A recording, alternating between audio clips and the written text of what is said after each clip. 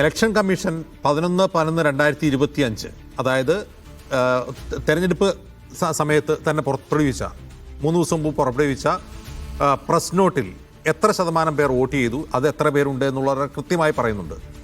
അതിനു മുമ്പ് ഈ SIR പൂർത്തിയാക്കിയപ്പോൾ സെപ്റ്റംബർ അവസാന വാരം അവർ തന്നെ പുറപ്പെടുവിച്ച ടോട്ടൽ വോട്ടേഴ്സിൻ്റെ പട്ടികയിൽ നിന്ന് വോട്ട് ചെയ്തവരുടെ എണ്ണം 3 ലക്ഷം കൂടുതലാണ്. അപ്പോൾ ഇങ്ങനൊരു ഗ്ലെയർ, ഇതിപ്പോൾ ആദ്യമായിട്ടല്ല ഈ മൊത്തം വോട്ടർമാരെക്കാൾ കൂടുതൽ ആളുകൾ വോട്ട് ചെയ്യുന്നത്. മഹാരാഷ്ട്രയിൽ നമ്മൾ കണ്ടതാണ്, ടോട്ടൽ അഡൽട്ട് പോപ്പുലേഷനേക്കാൾ കൂടുതൽ വോട്ടർമാർ അവിടെ ഉണ്ടായിരുന്നു എന്നുള്ളതായിരുന്നു ഏറ്റവും വലിയ പരാതി.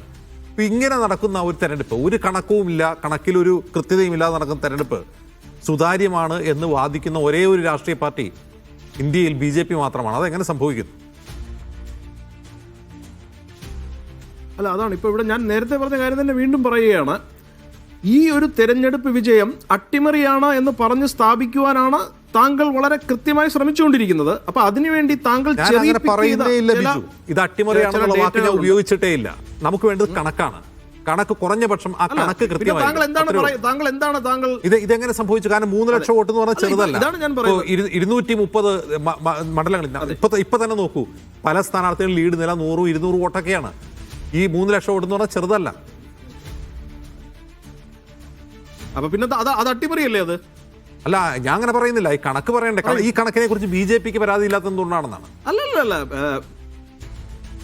ഇവിടെ വളരെ കൃത്യമായി ഞാൻ പറയുകയാണ്, പല തരത്തിലുള്ള ഇതുപോലുള്ള ഫാക്ച്വൽ ഇനാക്യുറസീസ് ഉണ്ടാകാം, പല രീതിയിലുള്ള പ്രശ്നങ്ങൾ ഉണ്ടെങ്കിൽ അത് ഡ്യൂ പ്രോസസ് വഴി ഉയർത്തിക്കൊണ്ടുവരികയാണ് ചെയ്യേണ്ടത്. അതല്ല അത് കാരണമാണ് നമ്മുടെ പാർട്ടി തോറ്റത് എന്ന് താങ്കൾക്ക് പറഞ്ഞു വയ്ക്കാം, പാർട്ടിക്കാർക്ക് പറഞ്ഞു വയ്ക്കാം. അത് അവരുടെ സ്വാതന്ത്ര്യമാണ്.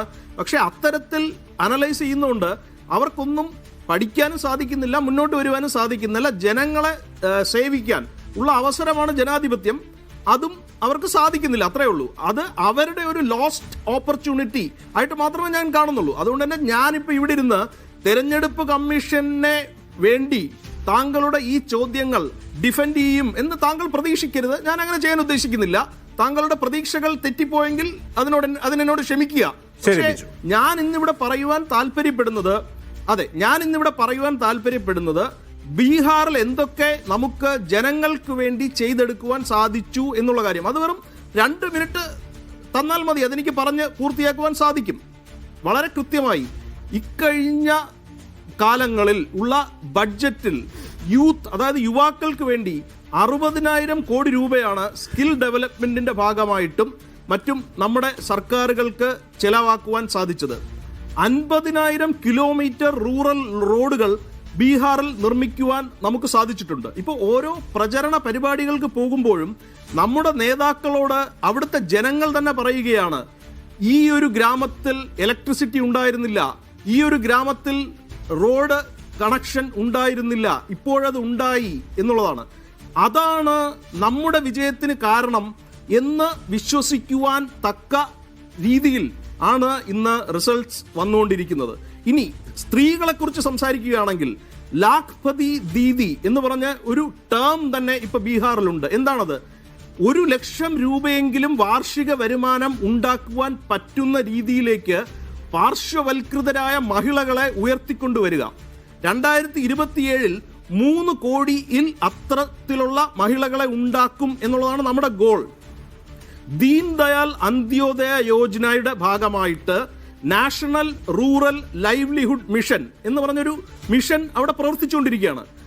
ഇപ്പോൾ തന്നെ 1.5 കോടി മഹിളകൾ അത്തരത്തിലുണ്ട്. അവർക്ക് 1 ലക്ഷം രൂപ വാർഷിക വരുമാനം ഉണ്ട് എന്നുള്ളതാണ്. പിന്നെ ഈ ഫ്രീബി എന്ന് പറഞ്ഞ് നമ്മൾ കളിയാക്കുന്ന ഒരു 10,000 രൂപയുടെ കാര്യത്തിലേക്ക് വരികയാണെങ്കിൽ നമുക്കറിയാമെന്നുള്ളത്, ഇന്ത്യ മുന്നണി പല തരത്തിലുള്ള വാഗ്ദാനങ്ങൾ, ഓരോ കുടുംബത്തിലും സർക്കാർ ജോലി കൊടുക്കും എന്നുള്ള രീതിയിലും പണം അവരുടെ അക്കൗണ്ടുകളിലേക്ക് എത്തിച്ചു കൊടുക്കും എന്നുള്ള രീതിയിലുമുള്ള ഒരു പ്രചരണം അഴിച്ചുവിട്ടപ്പോൾ അതിനെ നേരിടുവാൻ തന്നെയായിട്ടാണ് ഒരു പടി മുന്നിലേക്ക്. അപ്പോൾ ആ ഒരു വളരെ കൃത്യമായി RJD നേതാക്കൾ ഇത് ഞങ്ങളുടെ പ്ലാൻ കോപ്പി അടിച്ചുകൊണ്ടാണ് നിതീഷ് കുമാർ ചെയ്യുന്നത് എന്ന് വരെ പറയുന്ന സ്ഥിതിവിശേഷം ഉണ്ടായി. എന്താണ് അവിടെ സംഭവിച്ചത്? അവിടെയും ജനങ്ങൾ മനസ്സിലാക്കുന്നത് ഈ ഒരു പണം അക്കൗണ്ടിലേക്ക് എത്താൻ 1 രൂപയുടെ പോലും ചോർച്ചയില്ലാതെ എത്തുവാൻ ഇന്ന് ഉള്ള ഇൻഫ്രാസ്ട്രക്ചർ ബിൽഡ് ചെയ്തത് NDA തന്നെയാണ് എന്നവർക്ക് വ്യക്തമായിട്ട് അറിയാം. അപ്പൊ അതുകൊണ്ട് തന്നെ കിട്ടുമോ കിട്ടുകയില്ലയോ എന്നുള്ള ഉറപ്പ് യാതൊരു രീതിയിലും ഇല്ലാത്ത ഒരു വാഗ്ദാനത്തിന് വോട്ട് ചെയ്യണോ? അതോ ക്ലിയർ ആണ്. അതായത് ക്ഷേമ പദ്ധതികൾ, ഇൻഫ്രാസ്ട്രക്ചർ വികസനം, റൂറൽ ഡെവലപ്മെന്റ്, ഇത് വോട്ടർമാരെ സ്വാധീനിച്ചു എന്നാണ് ബിജു പറഞ്ഞു വെക്കുന്നത്.